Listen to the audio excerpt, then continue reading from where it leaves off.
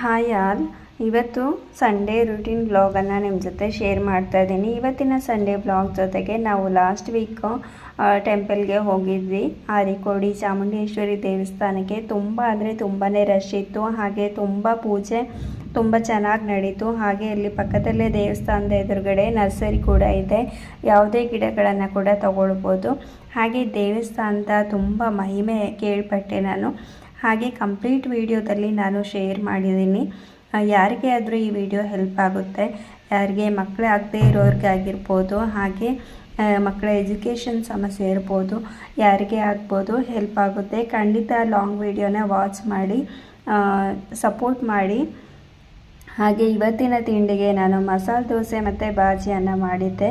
ಹಾಗೆ ಲಾಸ್ಟ್ ವಿಡಿಯೋದಲ್ಲಿ weight loss ರೆಸಿಪಿಗಳ ಬಗ್ಗೆ ಕೂಡ ಶೇರ್ ಮಾಡಿದ್ದೀನಿ, ಟೈಮ್ ಇದ್ದರೆ ನೋಡಿ. ಥ್ಯಾಂಕ್ ಯು ಎಲ್ರಿಗೂ.